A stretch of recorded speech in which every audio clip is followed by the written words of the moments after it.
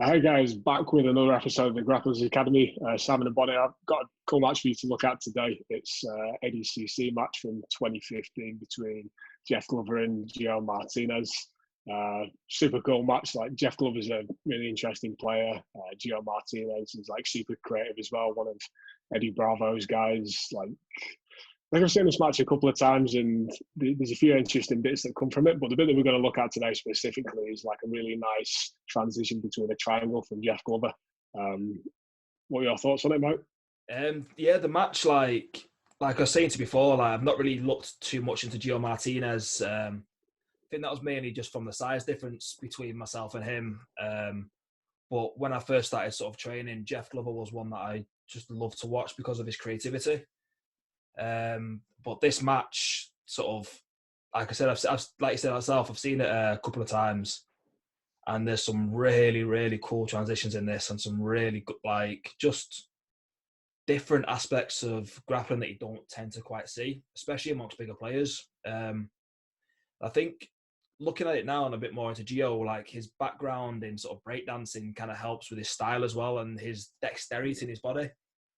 And I think Jeff Glover's just mileage and years in the game, again, has massively helped with his dexterity and the way that he approaches things as well.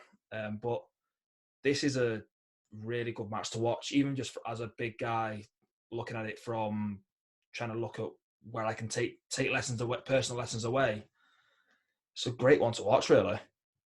Yeah, I'm not entirely sure whether he's like a plus 90 kilo guy that I'm kind of able to put my body position in a similar position to what these guys are able to. I think, is it a 66 kilo match? I think they are, yeah. And like to me, that's a tiny, tiny human.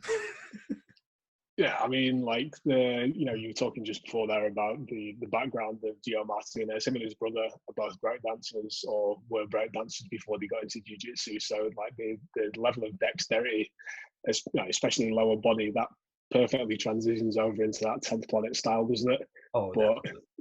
Jeff Glover's got a really similar sort of body type and super flexible. Some really great techniques that kind of come off the back of that as well, as does the 10th planet system. But yeah, I just like the way that they both play. They've got really interesting styles, like creative, not afraid to go out and put themselves in a bad position to make it a little bit more entertaining match for the crowd. And I think that's kind of what jiu-jitsu needs a little bit. It's a bit of a mix of both, between entertainment for the fans and then also that creative but skillful aspect of it. Oh, definitely. I think like Jeff Glover's very renowned for that, isn't he? Like he's known for putting himself almost into a very bad, almost submission position, then escaping that to then come on to win it. Like looking at his sort of losses, he's only got this on BJJ Heroes, but like his only recorded loss in his sort of professional grappling career is, no, not his only loss, but his only submission loss is to an armbar. The rest of them have been like to points or from overtimes. And he's got a whole heap of wins by submission. Probably over two-thirds of his wins have been from submissions. It really, really is entertaining to watch. And yeah, like you say, he's very creative and puts it all out there. Yeah, he's got a couple of like signature techniques, hasn't he? He's got his donkey guard, which for anybody who's not kind of familiar with that, go on YouTube and check that out. That's quite an entertaining looking individual aspect of jiu-jitsu, but he's got he's well renowned for his darces. He's got I think it's like a Darce encyclopedia or a Darcepedia or something like that, instructional. Yeah, that's brilliant. Lot of percentage finishes from triangles. So, he's familiar with how to get into those positions, how to get into those submissions from a lot of different positions. And that pretty much shows off as a prime example from today's match, isn't it? Oh, definitely. Like he comes from on almost back take into a triangle entry, which when we sort of break it down and slow it down, you can almost see the beauty in what he's transitioned to.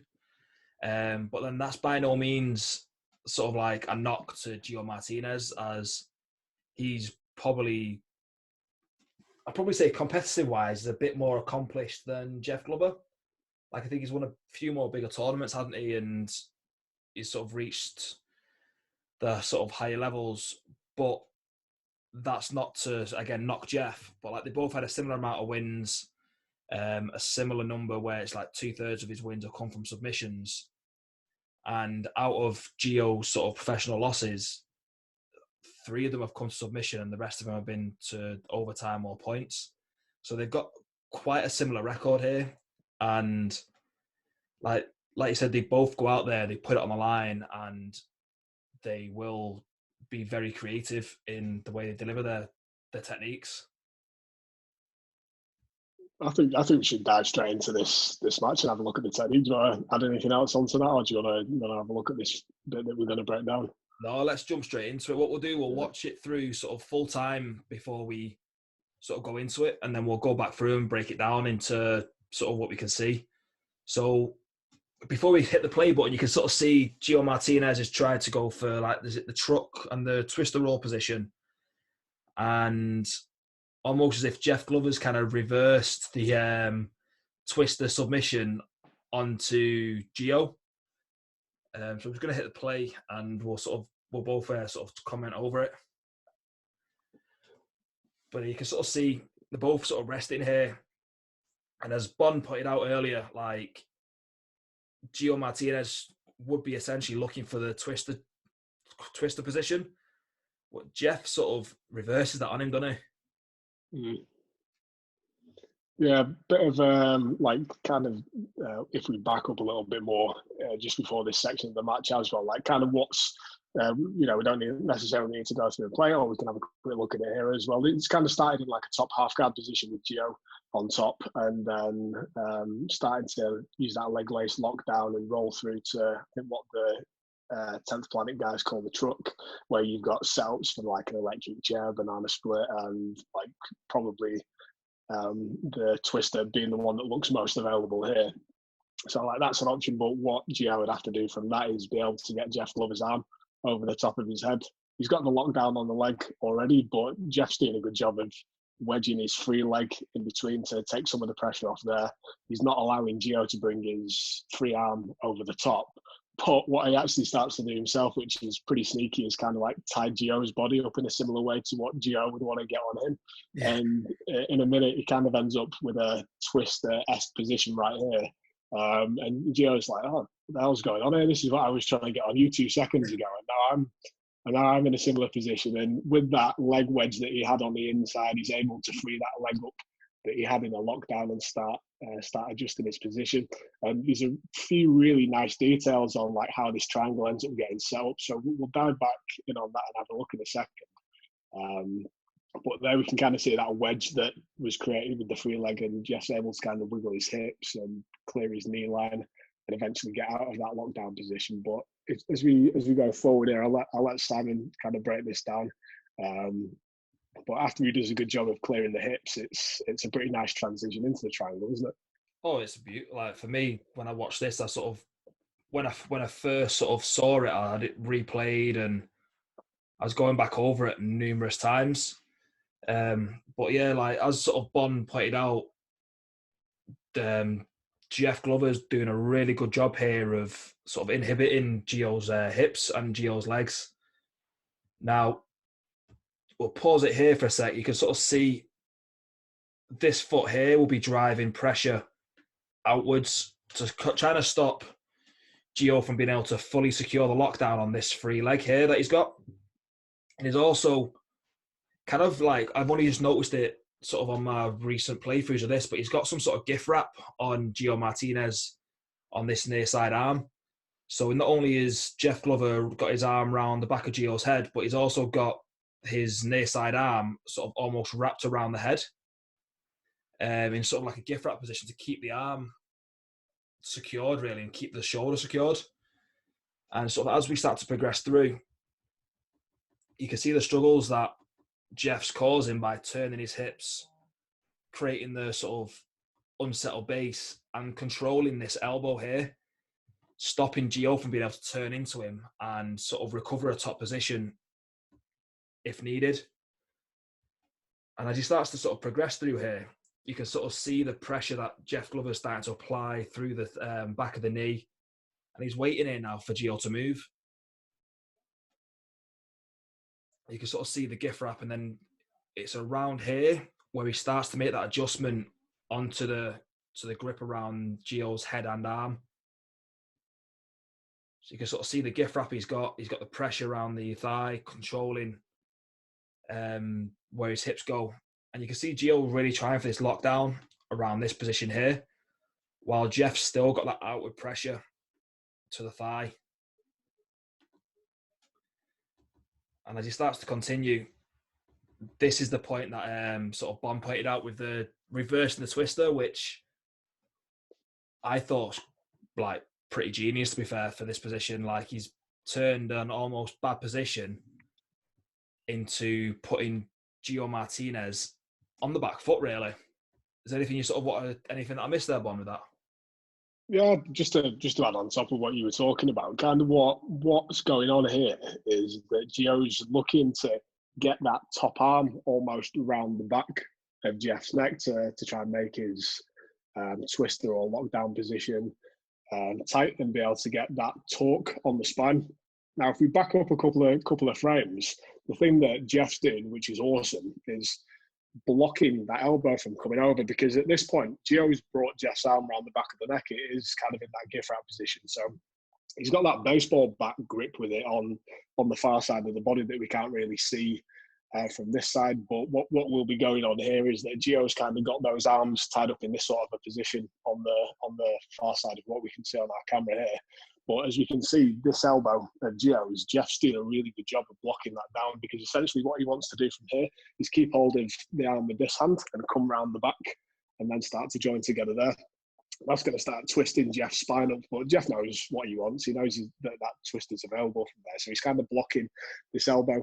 And as soon as that position starts to rotate through, his head's down and he closes the space rather than letting Geo get the arm all the way up and over the top. So you can see that he's kind of swimming for it and trying to bring it all the way over the top. But Jeff does a good job of occupying that space and keeping his head in front of the arm and using that pressure to drive in. So Geo's looking to get that arm behind the back, and he's just taking away that space because the legs are still locked down, but he's taken away any possibility for that twister to happen now.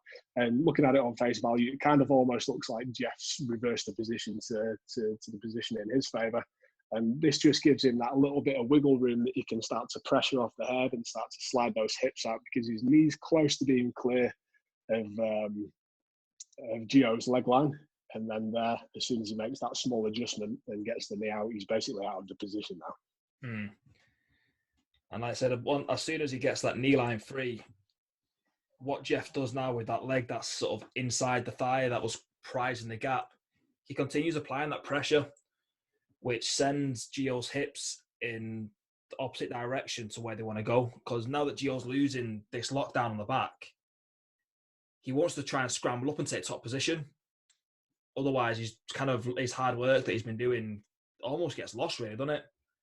Yeah. So as he's sort of driving that leg up, you can see Geo's arms sneak under here to where he's going to try and probably come up and try to pass Jeff Glover's guard. And for me, the sort of lovely detail about this was how well he hides this bottom leg. So this bottom leg here of Jeff Glover's gets hidden really well, and he sneaks it in underneath GEO Martinez as he's trying to sort of come up on top.